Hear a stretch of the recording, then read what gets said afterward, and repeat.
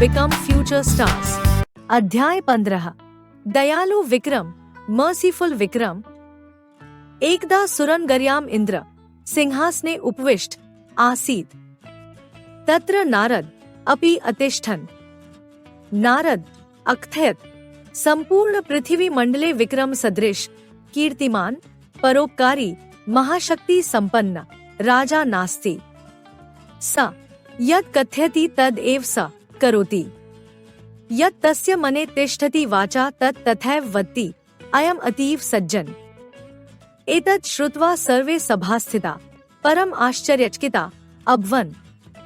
तदा तत्र उपस्थिता सुरभि अकथयत् अस्मिन् का संदेह आश्चर्यं च अस्ति। दाने तपसि शौर्य च विज्ञाने वित्ताय नये कदापि आश्चर्य न कर्तव्य। वसुंधरा बहुरत्ना अस्ति। एक बार देवलोक में भगवान इंद्र सिंहासन पर बैठे हुए थे। उस समय वहां नारद ऋषि भी उपस्थित थे। नारद ऋषि ने यह कहा, संपूर्ण पृथ्वी मंडल में विक्रम के समान कीर्तिमान परोपकारी और महाशक्तिशाली राजा कोई नहीं है। वह जो कुछ कहता है वही करता है। वह जो वचन मन में रखता है वही वचन बोलता है। वह एक अत्यंत श्रेष्ठ व्यक्ति है। यह सुनकर सभी सभासद आश्चर्यचकित हो उठे। वहाँ सभी देवता उपस्थित थे। वे कहने लगे, इसमें संदेह और आश्चर्य की बात क्या है? दान, तप, शौर्य, विज्ञान और नीति में ऐसी कोई आश्चर्यजनक बात नहीं है। यह पृथ्वी बहुरत्नों से युक्त है। एतत् श्रुत्वा इंद्र कामधेनुम् अब्रवीत्, त्वं विक्रमस्य दया परोपकारादि गुणान् परीक्षितुं मृत्युलोकं गच्छ। इदं श्रुत्वा कामधेनु अतीव दुर्बलं गोरूपं धृत्वा मृत्युलोकम् अगच्छत्। यावत् तत्र विक्रमादित्य आगच्छति तावत् स्वयं अत्यंत दुस्तरे पजरे निमग्ना अदर्शत्। तस्या समीपेव एक सिंह आसीत्। या कामधेनु खादितु तत्पर आसीत्। इत्यथं स्वमाया आत्मनम् अति विपन्ना सा अदर्शत्।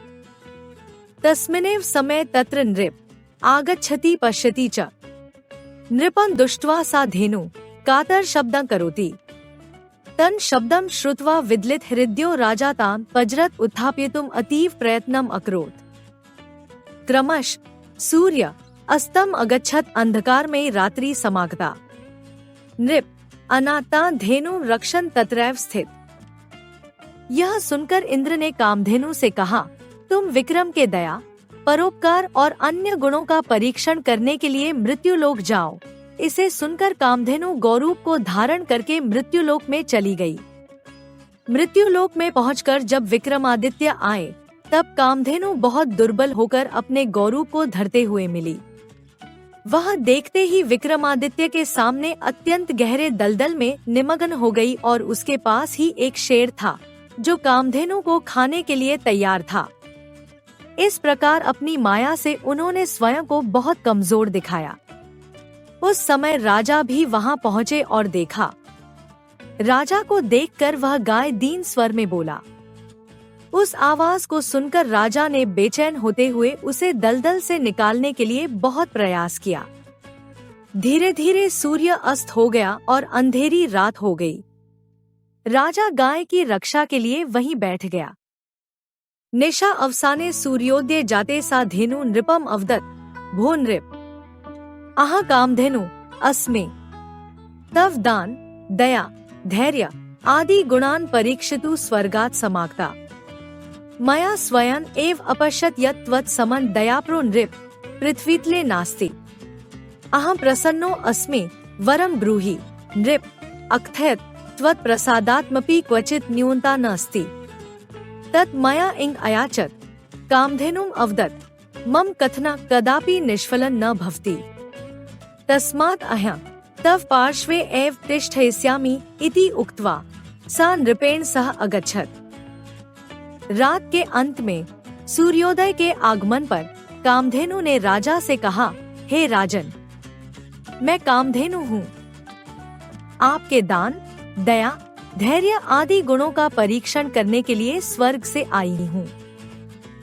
मैंने खुद देखा है कि आपकी तुलना में दयापरायण और धरती पर कोई राजा नहीं है। मैं प्रसन्न हूँ। वरदान मांगे। राजा ने कहा, आपकी कृपा से महल में कोई कमी नहीं है। तो फिर मैं क्या मांगू? कामधेनु बोली, मेरा कथन कभी निष्फल नहीं होता। इससे मैं आपके पास ही रहूंगी। इसके बाद कामधेनु ने राजा के साथ चलने का निर्णय लिया और वे दोनों मिलकर चल दिए। शब्दार्थ, वर्ड मीनिंग। सुरनगर्याम, देवताओं की नगरी में, इन हेवन। श्रुत्वा, सुनकर, हियरिंग। सुरभि, गाय, काओ। कातर्म, दुख से भरा हुआ, फुल ऑफ सॉरो। निशावसाने, रात्रि के बीत जाने पर, ऑन पासिंग नाइट। परीक्षितुम, परीक्षा के लिए, फॉर टेस्ट। उपविष्ट, बैठा हुआ, सैट। सभास्थिता, सभा में बैठे हुए, सिटिंग इन द असेंबली। समायाति, आता है, कम्स। निमग्ना, डूबा हुआ, संक। उत्थिता, उठी, स्टूड अप। अगच्छत, चली गई, gone. Like, share and subscribe.